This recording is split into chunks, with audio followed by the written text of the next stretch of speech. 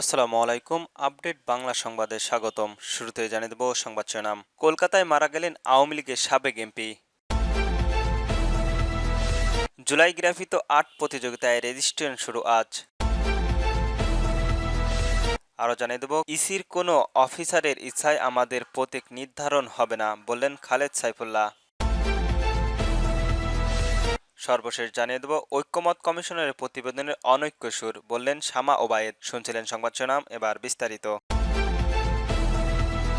কলকাতায় মারা গেলেন আওয়ামী লীগের সাবেক এমপি। আওয়ামী লীগের সাবেক সংসদ সদস্য এমপি কণিকা বিশ্বাস ভারতে মারা গিয়েছেন। বাধ্যজনিত কারণে দীর্ঘদিন ধরে হাসপাতালে চিকিৎসাধীন ছিলেন তিনি। মৃত্যুকালের বয়স হয়েছিল ৮০ বছর। বুধবার কলকাতায় সংশ্লিষ্ট স্কটলেক অঞ্চলের মণি হাসপাতাল শেষ নিঃশ্বাস ত্যাগ করেন কণিকা বিশ্বাস। গত কয়েক বছর ধরে পশ্চিমবঙ্গের উত্তরে ২৪ পরগনা জেলার হৃদয়পুরে বসবাস করা তার পরিবার। কণিকা বিশ্বাসের আত্মীয় চিকিৎসক ডাক্তার সুবোধ বিশ্বাস জানিয়েছেন, গতকাল তিনি কলকাতায় একটি হাসপাতালে শেষ নিঃশ্বাস ত্যাগ করেন। আজ বিকালে তাকে শেষকৃত্য সম্পন্ন হয় কলকাতায় তোলা শ্মশানে। তার মৃত্যু একটা যুগের অবসান হলো। বাংলাদেশের গোপালগঞ্জ জেলায় ওরাকান্দিতে কণিকা বিশ্বাসের জন্ম। ১৯৭৩ সালের প্রথম জাতীয় সংসদের মহিলা আসনে ১১ থেকে মনোনয়ন সংসদের সদস্য ছিলেন তিনি। কণিকা বিশ্বাস ডলি ৬ দফা আন্দোলনের ভাষা আন্দোলন, ১৯৫৪ সালে যুক্তফ্রন্ট নির্বাচন ও বাংলাদেশের স্বাধীনতা যুদ্ধের সংগঠন হিসেবে অংশগ্রহণ সহ তৎকালীন সকল রাজনৈতিক কর্মকাণ্ডের সংস্ক্রিয় ভূমিকা রেখেছিলেন। ১৯৮৫ সালে প্রয়াত হন তার স্বামী বীরেন রাজ বিশ্বাস।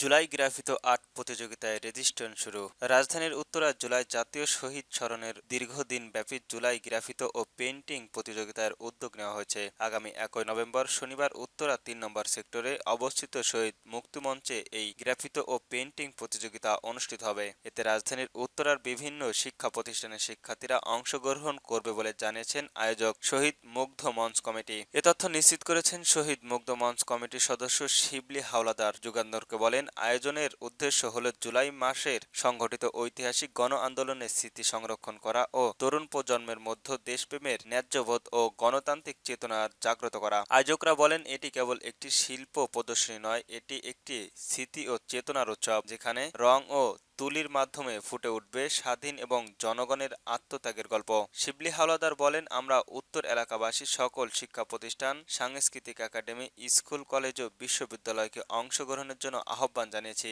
অংশগ্রহণকারী শিক্ষার্থীদের রং ও তুলি আয়োজকদের পক্ষ থেকে সরবরাহ করা হবে, তবে চাইলে তারা নিজস্ব তুলি ও উপকরণ আনতে পারে। প্রতিযোগিতায় তারা গ্রাফিত শিল্পীদের জন্য ৩টি ক্যাটাগরিতে আকর্ষণীয় পুরস্কার থাকবে বলে জানিয়েছেন আয়োজকরা। গ্রাফিকরা নিজ নিজ শিক্ষা প্রতিষ্ঠান অথবা সরাসরি মুগ্ধ মঞ্চ কমিটির মাধ্যমেও নিবন্ধন করতে পারেন। ইসির কোনো অফিসারের ইচ্ছায় আমাদের প্রতীক নির্ধারণ করা হবে না, বললেন খালেদ সাইফুল্লাহ। নির্বাচন কমিশনারের ইসির কোনো কর্মকর্তার ইচ্ছায় এনসিপির প্রতীক নির্ধারণ হবে না বলে মন্তব্য করেছেন দলটির যুগ্ম আহ্বায়ক খালেদ সাইফুল্লাহ। খালেদ সাইফুল্লাহ নিজের ভেরিফাইড ফেসবুক অ্যাকাউন্টে দেওয়া এক পোস্টে এমন মন্তব্য করেন। ফেসবুক পোস্টে খালেদ সাইফুল্লাহ দেখেন, নির্বাচন কমিশনের কোনো এক অফিসারের ইচ্ছায় আমাদের প্রতীক নির্ধারণ করা হবে না। আমাদের প্রতীক নির্ধারণ হবে আমাদের দলের সদস্যদের ইচ্ছা এবং আইনি সীমার মাধ্যমে। আইন সবার জন্য সমান হতে হবে। আইন যদি বেছে বেছে প্রয়োগ করা হয় তাহলে আর আইন থাকে না, অন্যায়ের হাতিয়ার হয়ে যায়। পরিশেষে শাপলা আমাদের প্রত্যাশা। শাপলার কলি বিষয়ে আমরা চিন্তা ভাবনা করে জানাবো। তিনি লেখেন, নির্বাচন কমিশনারকে আমরা জিজ্ঞাসা করেছিলাম, কোনো আইন বা বিধির কারণে আমরা শাপলা প্রতীকটি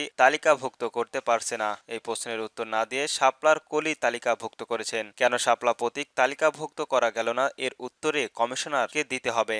একটি সাংবিধানিক প্রতিষ্ঠান নিজের ইচ্ছামতো নিজ বাড়িয়ে বা দলের কাজ করতে পারে না। সাইফুল্লাহ খালেদ আরো বলেন, যদি তারা ইসির জাতীয় প্রতীক সংরক্ষণের যুক্তিতে শাপলা তালিকাভুক্ত না করে, তবে একই যুক্তি ধানের শীষের তারকা বা পাটপাতা সব উৎপাদনের ক্ষেত্রে সমানভাবে প্রযোজ্য হবে। আর যদি তারা জাতীয় প্রতীক সংরক্ষণের নিজেদের দায়িত্ব না মনে করে, তাহলে শাপলা প্রতীক অন্তর্ভুক্ত করা বাধা কোথায়? ঐক্যমত কমিশনারের প্রতিবেদনে অনৈক্যের সুর, বললেন শামা ওবায়েদ। বিএনপির কেন্দ্রীয় সাংগঠনিক সম্পাদক শামা ওবায়েদ ইসলাম বলেছেন, ঐক্যমত কমিশনের দীর্ঘ ১০ মাসের কথিত আলোচনার মাধ্যমে যে প্রতিবেদন প্রকাশ প্রকাশ করেছে তাতে অনক্য সুর ফুটে উঠেছে। ফরিদপুরের সালথা নগরকান্দা যুব দলের ৪৭তম প্রতিষ্ঠিত বার্ষিকী উপলক্ষে আয়োজিত এক অনুষ্ঠানে প্রধান অতিথির বক্তব্যে তিনি একথা বলেন। শামা ওবায়েদ বলেন, বাংলাদেশের ছাত্র সমাজ, যুব সমাজ, নারী সমাজ এবং আপামর জনতার একটি সুষ্ঠু ভোটের অপেক্ষায় রয়েছে।